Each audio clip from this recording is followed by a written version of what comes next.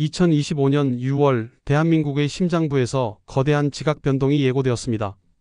오늘 채널의 단독 보도는 단순한 뉴스를 넘어 이 나라 사법 시스템의 근간을 뒤흔드는 충격적인 소식을 전했습니다.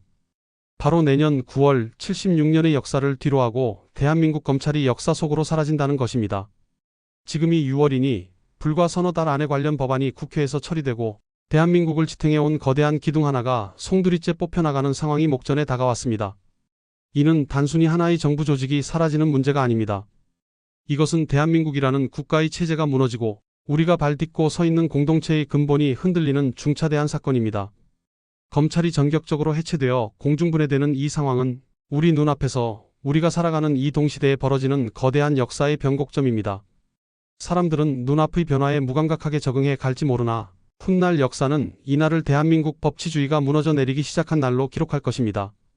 여권이 내놓은 계획의 핵심은 수사권과 기소권의 완전한 분리라는 명분 아래 기존 검찰청을 폐지하고 중수청 중대범죄수사청과 공소청을 신설하는 것입니다. 중수청은 수사만을 전담하고 공소청은 기소와 공소 유지만을 담당하게 됩니다. 이 계획대로라면 1년의 유예 기간을 거쳐 내년 9월에는 완전히 새로운 사법기구가 출범하게 됩니다. 말은 그럴듯하지만 그 실체는 날카로운 이빨과 발톱을 모두 뽑아버린 맹수와 같습니다. 수사 역량이 축적된 검찰 조직을 산산조각 내어 한쪽은 총알 없는 총을, 다른 한쪽은 총 없는 총알을 쥐게 하는 격입니다. 오랜 세월 동안 축적된 수사 노하우, 방대한 데이터, 그리고 유기적으로 움직이던 지휘체계는 한순간에 증발해버릴 위기에 처했습니다. 물론 검사라는 직함은 살아남는다고 합니다. 헌법의 영장 청구의 주체는 검사라고 명시되어 있기 때문입니다. 그러나 이는 껍데기만 남은 이름일 뿐입니다. 공소청 소속으로 명맥만 유지하는 검사는 과거 국가의 중대범죄를 척결하던 검사가 아니라 단순히 법정에 서류를 제출하는 행정관으로 전락하게 될 것입니다. 실제로 현행 장관급인 검찰총장 직위는 차관급인 공소청장으로 격화될 예정입니다. 이는 단순한 직급의 하향 조정이 아니라 국가 사법 시스템의 권위와 독립성에 대한 모욕적인 조치입니다. 그렇다면 이토록 급진적이고 파괴적인 개혁은 대체 무엇을 위한 것입니까? 지난 수년간 민주당이 보여준 행보와 그들의 발언 속에 답이 있습니다. 문진석 민주당 원내수석은 지난 3년간 검찰의 모습이 정말 참담했다며 다른 어떤 개혁보다 우선해서 차질 없이 추진하겠다고 공언했습니다. 그들이 말하는 참담한 검찰의 모습은 무엇이었습니까? 그것은 바로 살아있는 권력을 향해 칼을 겨누었던 모습입니다.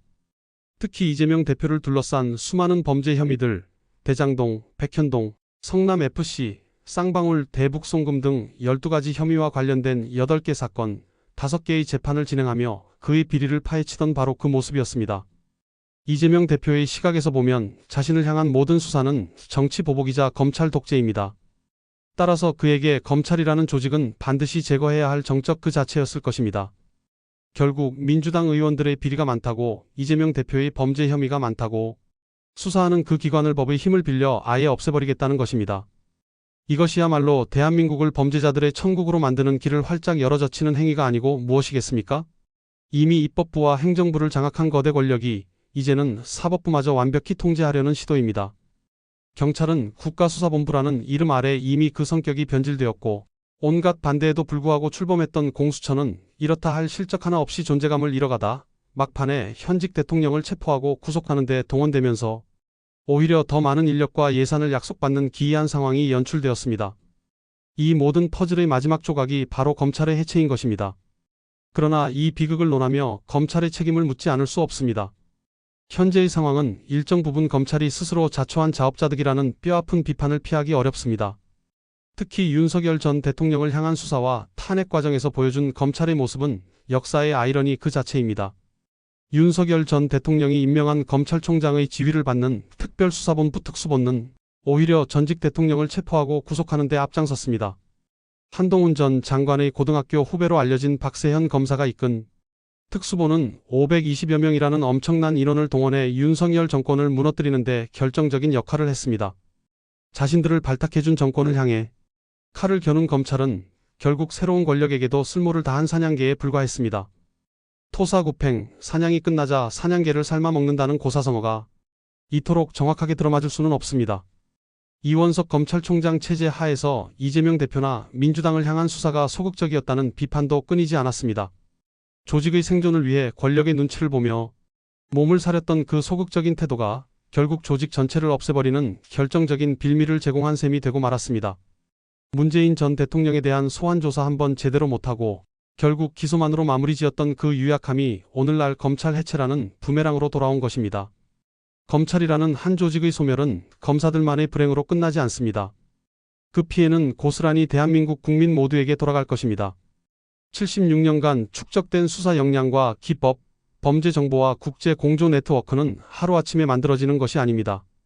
이 거대한 수사 인프라가 경찰이나 신설될 공수처에 온전히 전달될 리 만무합니다. 한 국가의 중추적인 범죄 대응 시스템 자체가 증발해버리는 초유의 사태가 벌어지는 것입니다. 그 결과는 불을 보듯 뻔합니다. 사회의 암적인 존재인 부패 권력, 경제사범, 조직폭력배들은 웃음짓게 될 것입니다. 범죄를 저지르고도 처벌받지 않을 것이라는 인식이 팽배해지고 사회 정의와 법치에 대한 신뢰는 땅에 떨어질 것입니다. 지금 대한민국에서는 범죄 혐의자가 국가 최고 권력의 자리에 오르고 그 권력으로 자신을 수사하던 국가기관을 해체하는 상상조차 하기 힘든 일이 벌어지고 있습니다.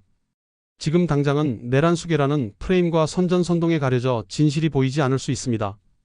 하지만 시간이 흐른 뒤 역사는 반드시 기록할 것입니다. 무엇이 진정한 쿠데타였고 무엇이 국가를 위한 정의였는지를 말입니다. 그러나 우리가 그 진실을 깨달았을 때는 이미 너무 늦어버린 뒤일지도 모른다는 깊은 우려를 떨칠 수 없습니다. 대한민국이 중대한 기로에 서 있습니다.